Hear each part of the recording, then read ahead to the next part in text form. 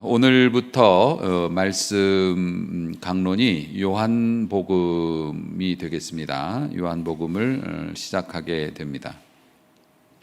요한복음 강론은 마치 바다와 같아서 내용도 방대하지만 하나님의 은혜가 참 크기 이를 데가 없습니다. 저와 같이 이 요한복음을 여행하면서 우리 사랑하는 성도들이 큰 은혜와 또 신앙의 새로운 힘을 얻는 귀한 시간이 될 수 있기를 축복합니다. 요한이라고 하는 사람은 우리 교회에도 있고 또 성경에 요한이 여러 등장하죠. 지금 말하고 있는 요한도 있지만은 오늘 읽은 이 본문 말씀에 우리는 5절까지 읽었지만 6절에 보면은 하나님께로부터 보내심을 받은 사람이 있는데 그의 이름이 요한이라, 또 이런 사람도 있어요. 지금 이 요한복음을 기록한 사람은 사도 요한이고, 지금 요 6절에 나타난 사람은 세례 요한이고 그렇습니다. 우리가 지금 보고 있는 것은 사도 요한이 기록한 요한복음. 이 사도 요한은 요한계시록을 기록하기도 한 사람이기도 합니다. 예수님의 제자 중에서 야고보 사도가 있습니다. 야고보 사도하고 요한 사도는 친형제지간입니다. 아버지는 세베대라고 하는 사람이고요. 어머니는 살로메라고 이름하는 사람입니다. 이 사람들은 아버지가 어부, 세베대가 어부였기 때문에 베드로처럼 이렇게 물고기 잡는 아버지의 가업을 이어받은 형제지간이었고요. 베드로처럼 요한과 야고보도 배움이 없는 무학한 사람들입니다. 시골 촌사람들이라는 거죠. 요한 사도는 예수님의 제자 중에서 나이가 제일 어렸습니다. 그런데 제일 오래 살았어요. 96세까지 사셨고, 나머지 제자들이 대부분 다 순교를 당했지만 요한 사도는 오랫동안 살았고 천수를 누렸다고 볼 수 있죠. 자연적인 죽음을 이제 맞이했고, 그 이유는 요한이 반모섬으로 귀향을 가서 요한계시록을 노년에 기록을 했는데요. 아마 그것 때문에 그렇게 되지 않았나 싶습니다. 예수님과 요한 사도는 굉장히 각별했습니다. 사도 중에 막내이기도 했지만 사실은 예수님의 조카예요. 조카뻘이 되기 때문에. 그래서 세베대하고 예수님, 요한의 아버지인 세베대하고 예수님이 사촌 형제지간이기 때문에, 그래서 어쨌든 이 요한복음에 보면은 다른 사도들이 기록하지 아니한 예수님의 세밀한 부분도 기록이 되어 있어요. 그만큼 요한 사도는 가까이에서 주님을 이제 섬길 수가 있었죠. 요한과 야고보의 엄마가 살로메라고 그랬죠. 이 살로메가 유명한 치맛바람을 보여줬습니다. 예수님 앞에 이 자기 두 아들을 데리고 가가지고 주의 나라에 하나는 주의 우편에 하나는 주의 좌편에 앉혀주십시오, 이런 청을 넣기도 했죠. 그때 예수님께서 이런 말씀을 하십니다. 내가 마시는 잔을 너희도 마실 수 있겠느냐. 그러니까 이 형제들은 먹는 건 제가 잘할 수 있습니다. 예, 가능합니다. 그랬지만 예수님이 마시려는 그 잔은 먹는 잔이 아니었죠. 십자가의 고난이었고, 그들은 그것을 잘 이해하지는 못했었지만은 요한과 이 요한 사도가 이렇게 쓰임을 받았는데, 예수님의 수제자라고 이제 자평하고 있는 베드로도 요한 사도가 사랑받는 것에 대해서 묘한 경쟁 심리를 가지고 있었던 것 같습니다. 예수님이 부활하신 이후에 3번 제자들에게 나타나셨고, 마지막 나타나셨을 때 도망간 베드로 잡으러 가셨죠. 디베라 바닷가에서 베드로를 만나고 네가 날 사랑하느냐 물어보시고, 그리고 내 양을 먹이라 이렇게 사명 주실 때 베드로가 그 와중에도 요한 사도가 아마 옆에 있었나 봐요. 예수님 옆에. 주여, 이 사람은 어떻게 되겠습니까? 장차 이렇게 물어봤어요. 그러니까 요한은 저는 이제 양을 먹이는 일을 하겠습니다만 이 사람은 앞으로 어떻게 쓰임 받을까요? 라고 궁금했던 거죠. 그때 예수님께서 깔끔하게 정리해 주셨습니다. 그런 거 상관하지 말고 너는 네가 할 일이나 해라. 이제 이렇게 말씀으로 정리를 해 주셨습니다만은 주후 100년경, 그러니까 94살까지 사신 것으로 기록이 되어 있고요. 요한복음은 1세기 말 에베소에서 기록이 됐는데 사복음서 마태, 마가, 누가, 요한 중에 제일 끝에 뒤늦게 기록이 됐습니다. 보통 그 마가복음이 제일 먼저 기록이 돼서 주후 64년, 다시 말해서 예수님이 이 땅에 계셨으면 64살일 때 그때 기록이 됐단 말이에요. 그런데 요한복음은 맨 마지막에 기록이 돼서 주후 90년쯤에 기록이 됐습니다. 사복음서가 비슷한 내용인 것 같지만 이게 다 달라요. 방향이 달라요. 기록 목적도 다르고. 마가복음 같은 경우에는 로마인을 대상으로 기록을 했어요. 그리고 데오빌로 가카요, 로마 총독이었죠. 그 사람한테 서신 형식으로 보내면서 우리가 섬기고 있는 이 메시아는 종의 모습으로 이 땅에 오셨습니다. 이렇게 이제 이야기합니다. 그래서 대상이 로마인들이었고 종으로 오신 하나님을 묘사를 했고요. 그 다음에 마태복음은 대상이 유대인들이에요. 그래서 마태복음은 족보부터 시작하잖아요. 누가 누굴 낳고 하다가 성경 통독하시는 분들이 그냥 마태복음 1장에서 끝난다는 그 낳고. 왜냐하면 유대인들에게 있어서 예수님을 설명하려면 일단 족보가 중요한 거야. 예수님은 어느 가문 사람이고 어떤 그 조상들이 있고 이래야 이제 유대인들이 신뢰를 하기 때문에 족보를 그렇게 길게 써놓은 겁니다. 그래 놓고 이런 분이시고 이분은 우리의 왕이시다. 왕 되신 예수님을 설명한 겁니다. 로마 사람들에게는 종으로 오신 예수님의 모습을 부각시켰고 유대인들에게는 그분이 우리의 왕이시고 하나님이시다라는 걸 부각을 시켰어요. 족보 얘기를 하면서. 그다음에 누가복음 같은 경우에는 헬라 사람들, 그러니까 외국 사람들을 대상으로 그렇게 하면서 인간으로 오신 예수님의 포커스를 맞췄습니다. 완전한 사람으로서 이 땅에 오신 신이 완전한 사람으로 이 땅에 오셨다. 이렇게 누가복음이 또 의사이기 때문에 치밀하게 기록을 했어요. 아주 섬세하게. 그래서 안 믿는 사람들이 봐도 이해가 될 만큼 그런 식으로 기록을 했고, 요한복음은 하나님이신 예수님입니다. 예수님의 신성, 어느 복음에서는 인성을 기록했고 어느 부분에서는 왕이고 뭐 이런 걸 기록했지만 예수님의 신성에 대해서 주목해서 기록을 한 책입니다. 오늘 본문 말씀을 보면 태초에 말씀이 계시니라 이렇게 시작이 됩니다. 요 비슷한 병행구가 창세기 1장 1절이죠. 태초에 하나님이 천지를 창조하시니라 이렇게 되어 있습니다. 이 태초, 다시 말해서 요한복음 1장은 요한복음은 신약의 창세기라고 그렇게 기록이 됩니다. 이 세상은 물질과 영으로 구성이 되어 있죠. 물질 세계와 영적인 세계가 있습니다. 그래서 이 물질 세계는 이제 정해진 절차를 밟아서 우리는 늙어가고 때가 되면 죽고 소멸되죠. 그런데 영적인 세계는 굳건하죠. 영원합니다. 이제 우리는 육신의 세계를 벗어나면 이제 영적인 세계로 가게 돼 있는 사람들인데, 하나님께서 이 세상을 창조하신, 물질 세계를 창조하신 그 내용이 창세기 1장 1절, 태초라는 게 이 지구상, 우주, 이 물질이 생겨난 처음 시기를 태초라고 표현을 했습니다.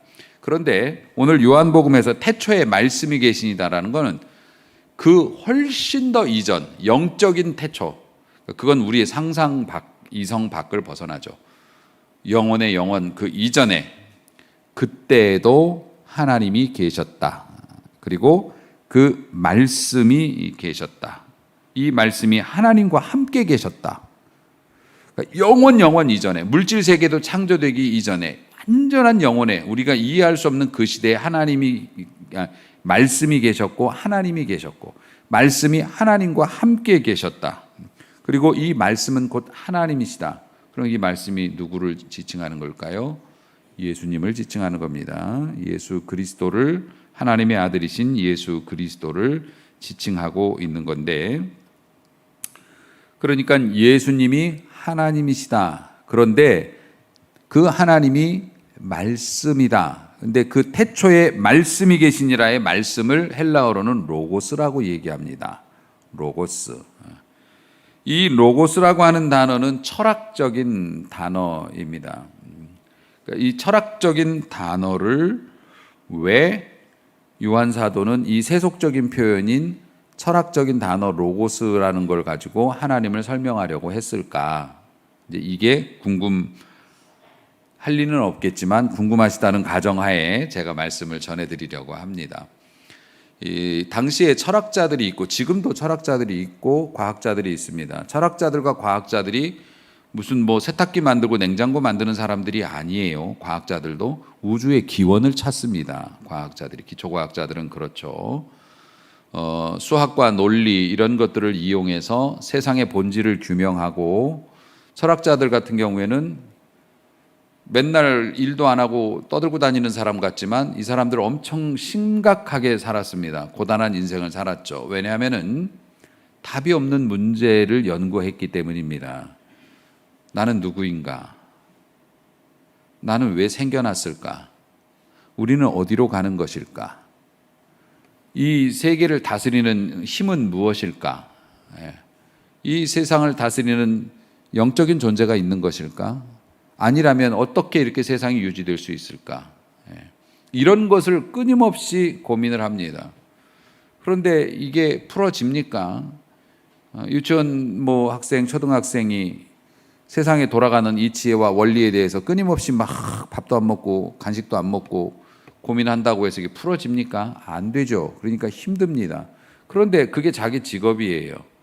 그러니까 철학자들은 그걸 가지고서 일생을 고민한 사람들입니다. 그들이 찾고 있던 것이 로고스였습니다. 진실, 진리, 그리고 결국엔 로고스는 그들이 찾는 신이었죠. 완전한 자신들의 의문에 대한 해답, 인생의 모든 문제를 알려줄 수 있는 정답, 키박스였습니다. 그 로고스가. 그러니까 세상 사람들은 진리는 무엇인가? 진리는 무엇인가는 신이 무엇인가를 의미하기도 합니다. 과학자들은 수학이라고 하는 방법으로 신을 찾습니다. 지금도 그렇습니다. 지금도 과학자들은 수학으로 모든 것을 다 표현할 수 있다고 얘기합니다. 우리는 수학이라는 게 마트에서 물건 살 때만 쓰는 건 줄 알고 있지만 실제 수학은 모든 것을 다 표현한다고 하죠. 뭐 세상의 모든 것을 다 수학으로 다 증명해낼 수 있다고 이야기합니다. 그래서 철학자들도 그렇고 이 과학자들이 다 똑똑합니다. 천재들의 영역이었습니다. 그 천재들이 헤맸던 것이 로고스였습니다. 그런데 사도 요한이 이방 세계 사람들에게, 유대인 말고 이방 우리 같은 사람들한테 너희들이 찾고 있는 로고스가 태초에 있었다. 그러니까 띵 하고 이 사람들이 뭐 로고스가 태초에 있었다고? 그런데 그 로고스가 하나님과 함께 계셨다.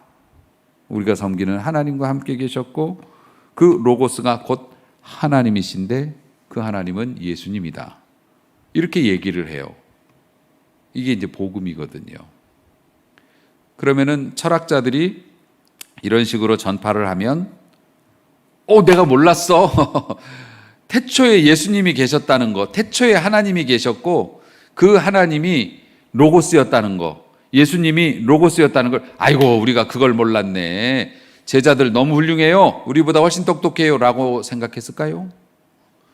무식한 놈들이, 어디 가서 글도 제대로 못 깨우친 놈들이, 하버드 대학 졸업장도 없고 아버지 따라서 물고기 잡아먹고 살던 이 비루한 존재들이 어디 감히 로고스를 찾았다고 그래. 이렇게 얘기를 했습니다. 말이 되냐? 우리가 철학과 그 수많은 사색과 명상과 또 혹은 토론을 통해서 도달하지 못했던 그 로고스를 우리가 그렇게 계산하고 연구하고 풀려고 평생을 다 바쳐도 근처에도 접근 못했던 로고스를, 왜냐하면 그들이 이걸 찾았다 생각하는 순간 다른 데서 어긋나거든요. 마치 이거 이거 맞추는 것처럼. 그래서 내가 원하는 문이 맞추면 반대편은 다른 문이 나오잖아요. 우리 같은 사람들은 그렇잖아요. 그러니까는 이 사람들이 이게 답인가 보다고 얻으면 뒤에 가면 다른 결과가 또 있으니까 평생 헤맸는데 무식한 놈들이 그렇게 간단하게 로고스를 발견했다고. 그래서 바울은 이런 현상에 대해서 세상 사람들이 복음은 미련한 것이라고 말한다 라고 표현을 했습니다. 세상 사람들은, 또 철학자들이나 이런 사람들은 로고스가 그렇게 쉽게 얻어지냐? 그런데 그 로고스가 맞아요? 틀려요? 맞습니다. 세상 사람들이 로고스라고 찾아 헤매던 그 진리는 하나님 안에 있었고, 그 하나님은 예수 그리스도라고 하는 그 모습으로 우리에게 나타나셨습니다. 이게 정답이에요. 그러면 철학자들과 수학자들이 그렇게 애써도 찾지 못했던 로고스를 사도들과 요한, 또 우리는 어떻게 이렇게 단박에 찾을 수 있었을까? 문제를 푸는 것보다 더 쉬운 건 힌트를 얻는 거예요. 답을 얻는 거죠. 그러니까 우리가 그걸로 나쁜 짓을 하려는 건 아니니까. 컨닝 페이퍼가 있었죠. 답을 알려주셨어요. 우리가 풀어서 낸 답이 아니에요. 알려주셨어요. 하나님께서 우리에게 성령을 통해서 로고스가 누구이신지, 진리가 누구인지를 그냥 알려주셨어요. 그러니까 답지를 받은 사람이 문제 푸는 건 당연한 거 아닙니까? 근데 세상 사람들은 자기 실력으로 풀려고 했지만 하나님께서 은혜로 알려주셨어요. 그것은 성령을 통해서 믿는 하나님이 우리를 믿게 하시고 성령을 통해서 그 믿음이 확신되게, 확증되게 하셨어요. 그래서 못 배운 사도들도 세상의 로고스가 누구이신지를 정확히 캐치하고 그것을 설득을 했단 말입니다. 근데 이제 일반 사람들은 못 믿죠. 왜냐하면 오늘 본문에도 이분은 생명의 빛이에요. 원래는 세상이 광명해서 하나님과 다 교제하고 하나님이 의도하신 대로 살았지만 죄가 들어오면서 정전이 돼버린 겁니다.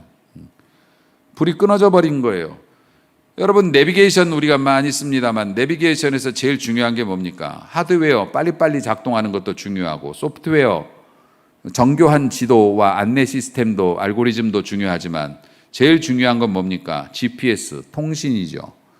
아무리 좋은 하드웨어와 좋은 알고리즘과 좋은 소프트웨어가 있어도 통신이 안 돼서 GPS가 끊어지면 의미 없습니다. 오히려 더 위험하게 되기도 하죠. 그러니까 세상 사람들하고 우리가 다른 건 뭡니까? 세상 사람들은 빛이 비추었어요. 내가 하나님이다. 내가 로고스다. 예수님이 그랬는데 예수님을 죽여버렸단 말입니다. 근데 우리들은 그 빛을 알아요. 우리들은 그 빛을 따라가요.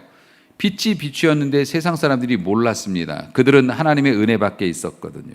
그런데 그 빛이 비추었을 때 우리는 그 빛을 알게 되었습니다. 그래서 성령님께서 우리를 가르쳐 주시고 인도해서 세상 사람들이 아무리 비웃어도 우리는 하나님 안에 길이 있고 그분이 구원이시라는 걸 알고 오늘도 이렇게 나온 겁니다. 아멘. 아멘. 이 내용을 말씀하고 있는 겁니다. 그래서 이 말씀을 요약을 해보면 하나님은 말씀이시고 그 말씀이 태초에부터 있었고 그 말씀이 빛이 되어 주신다. 세상은 모르나 우리는 안다. 무엇 때문에? 성령의 인도하심 때문에 이렇게 되는 겁니다. 그래서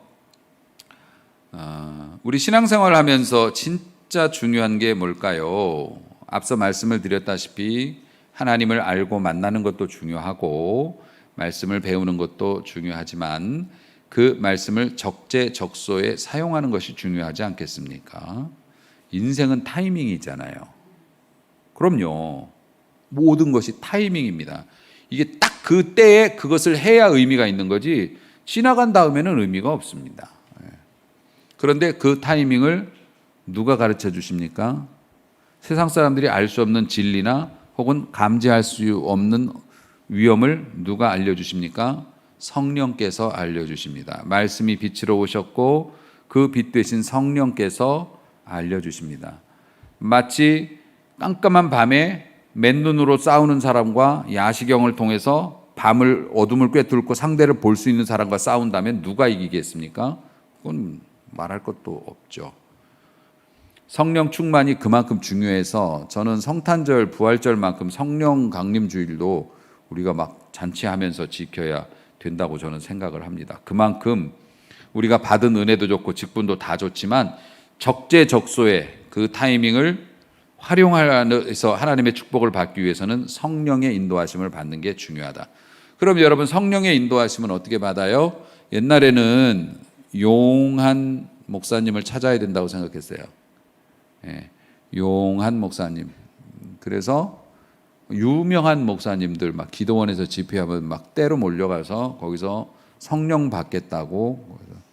아니 그 뭐 목사님이 물장수도 아니고 뭐 성령을 막 나눠서 주고 팔고 그럽니까? 성령 받아라 막 이게 막 성령을 집어던집니까? 아니면 뭐 총알입니까? 막 넣고 쏩니까? 성령은 그런 게 아니죠. 근데 이제 우리는 옛날 방식이었으니까, 또 옛날 뭐 무속신앙 같은 거 믿다가 예수님을 믿으니까 옛날에 그런 가치관이 남아 있어서 능력이 있다는 목사님한테 가서 성령 받겠다고 머리 막 디밀고 안수 받으려고 막 애쓰고 그렇게 하기도 하고, 또 어디 기도원에 가서 남들보다 더 높은 곳에 올라가서 기도하거나 더 오랜 시간 기도하거나 더 많이 굶고 기도하거나 아니면 많은 뭐 기부를 하거나 뭐 이런 식으로 뭔가 특별한 일을 해서 성령을 받을 수 있다고 생각했어요. 그런데 실상은 이렇습니다. 성령님은 물과 같아서 우리가 믿는 순간 우리 안에 스며들어 계신 거죠. 스며들어 계신 겁니다. 성령을 받겠다고 이미 들어와 계신 성령인데 그 성령을 찾아 헤맬 필요가 없는 겁니다. 믿는 자 안에는 성령이 계셔요. 그러면 성령의 도우심을 받기 위해서 이 빛 되신 주님, 로고스이신 그 주님의 은총을 힘입기 위해서 우리는 무엇을 해야 할까? 무엇을 해야 할까도 중요하지만 무엇을 하지 않을까가 사실은 더 중요할 것 같아요. 우리가 할 수 있는 일은 그렇게 크지 않습니다. 오히려 우리는 아직도 죄성을 가진 사람이기에 무엇을 하지 않을까를 좀 먼저 생각해 봐도 괜찮을 것 같아요. 우리 안에 부정한 것이 있거나 하나님께서 기뻐하시지 않는 것이 존재한다면 성령께서는 침묵하십니다. 떠나시지는 않겠지만 슬퍼하시고 사실 침묵하시는 게 아니죠. 그런 게 있으면 못 듣는 겁니다. 우리가 말씀하시는 걸 못 들어요. 그러니까 슬퍼하시는 거죠.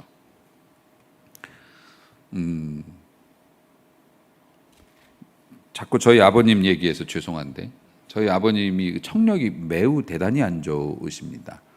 그러시기 때문에 보청기를 빼시면 아예 못 들으세요. 소리를 질러도 못 들으십니다.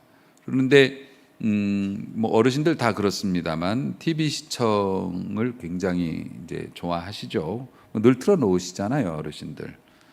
그래서 그것을 보시는데 이제 잘 안 들리니까 제일 크게 틀어 놓습니다. 제일 크게 틀어 놓으면 뭐 소리가 엄청나죠.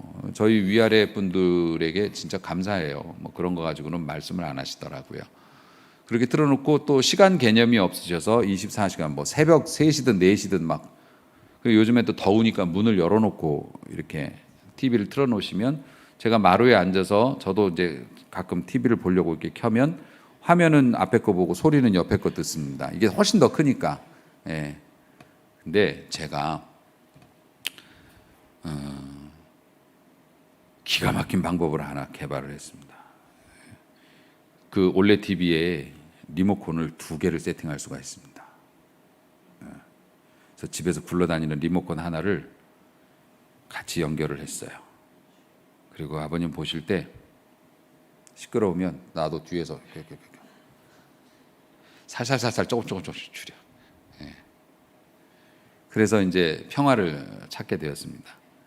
그러니까 본인도 의식하지 못하고 키우시고, 그리고 밤 12시가 되면 신데렐라의 마차는 호박으로 변하고 우리 집에서는 보청기를 수거해 갑니다.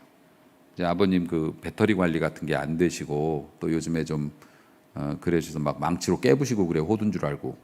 그럼 그게 몇백만 원씩 하는 건데 깨부시고 막 그러시기 때문에 보청기를 밤 12시까지 있다가 그걸 회수해서 충전을 시켜서 아침에 이제 공급해 드리고, 그런데 보청기를 안 끼셨는데도 풀파워로 이렇게 틀어 놓지 않습니까?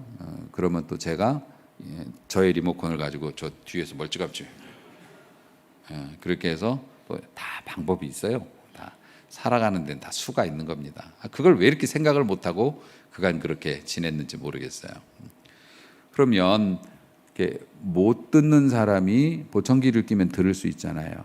원래는 우리가 잘 듣는 사람이었는데 죄로 인해서 우리가 하나님의 말씀을 못 듣는 사람이 되었어요. 심지어는 하나님께서 나타나셔서 소리소리 지르시면서 예수님이 나다 그런데도 못 박아 죽였어요. 그런데 이제 어떻게 됩니까? 예수 그리스도의 피를 통해서 우리가 하나님의 은혜의 길로 나갈 수 있는 길이 열렸고, 믿는 자에게 하나님께서 하나님의 음성을 들을 수 있는 이걸 주셨다는 거죠. 그럼 보청기는 어떻게 관리합니까? 배터리 같은 거 잘 관리하고 소재 잘해야지 잘 들릴 거 아닙니까? 그리고 꽉 밀착해서 껴야죠. 보청기 목에 걸고 있으면 안 들리죠. 그런 것처럼 우리가 받은 은혜를 소중히 여기고, 받은 은혜가 소멸되지 않도록 끊임없이 충전하고, 우리가 대단한 것을 해서 성령의 인도하심을 받는 게 아니라 하나님 앞에서 답게 살아가면 되는 거예요. 집사답게, 목사답게, 장로답게, 아버지답게, 어머니답게. 그렇게 살아갈 때 하나님께서 은혜 받은 우리에게 로고스를 알게 해주시고 빛으로 인도해 주신다. 할렐루야. 그래서 인생은 항해와 같고, 바다는 똑같이 보면 똑같지만 물 밑에 암초가 있기도 해요.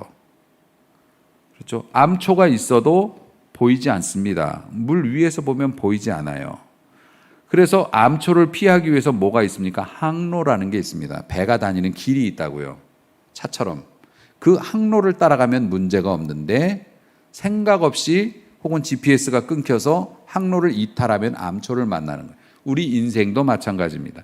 하나님이 하라 하시는 대로, 매일매일 가르쳐 주시는 대로 한 걸음 한 걸음, 그래서 매일매일 우리 예배 드리고 말씀 보잖아요. 그걸 통해서 요렇게 다음 주에는 요런 길로 가고 이렇게 가면 문제가 없는데, 괜히 욕심 부리고 못 들어가지고서 엉뚱한 길로 빠른 길이라고 가다가 암초에 걸려서 문제가 생기기도 하고요. 또 하나님의 축복도 숨겨져 있습니다.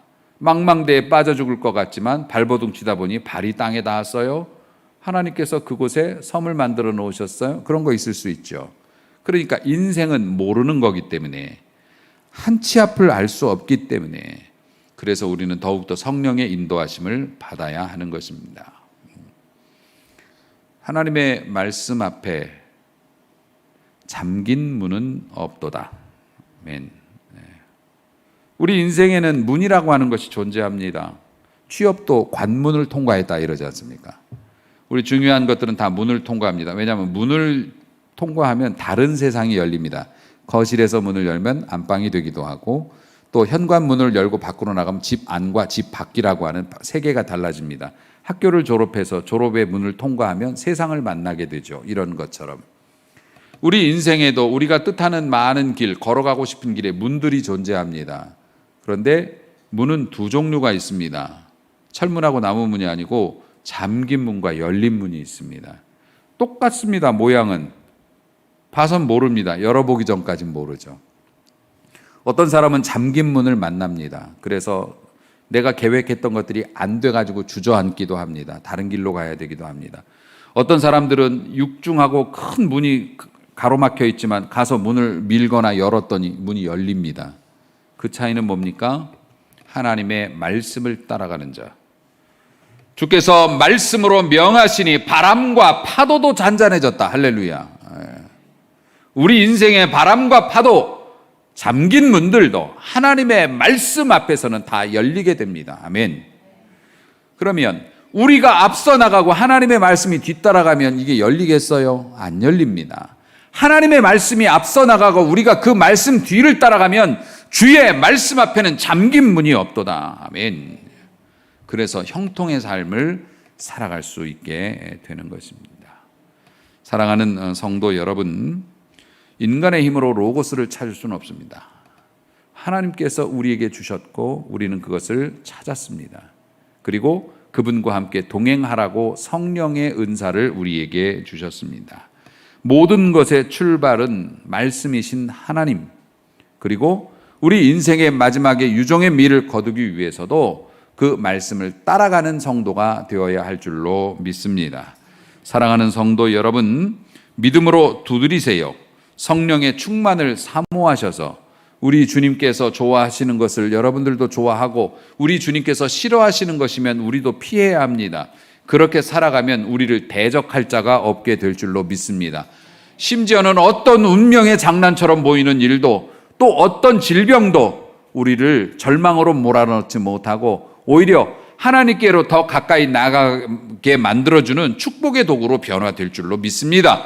이것이 믿음을 따라 살아가는 빛된 백성들의 삶이고, 우리가 그런 빛을 받았으니 우리의 사명 뭡니까? 그 빛을 우리 사랑하는 자들에게 나누어 줘야죠. 그들도 보고 살게 해줘야죠. 언제까지 엄마 아빠 꽁무니만 따라다니겠어요? 세상에 유능하다고 돈 많이 벌었다는 사람들 뒤만 따라다니겠어요? 우리 자식들 그렇게 살아서는 안 됩니다. 하나님을 알고 하나님이 주시는 빛을 얻어서 그 빛으로 세상을 살게끔 만들어줘야 합니다. 그래서 우리는 전해야 하는 것이고요. 모쪼록 진리 되신 우리 주님과 동행하는 은혜를 입었으니 이제 성령의 충만함을 사모하고 성령의 인도하심을 잘 받는 성도들이 되시길 바라고, 그 은혜로 닫힌 문, 잠긴 문이 없는 놀라운 축복을 받는 우리 모두가 될 수 있기를 주의 이름으로 축복합니다. 기도하겠습니다.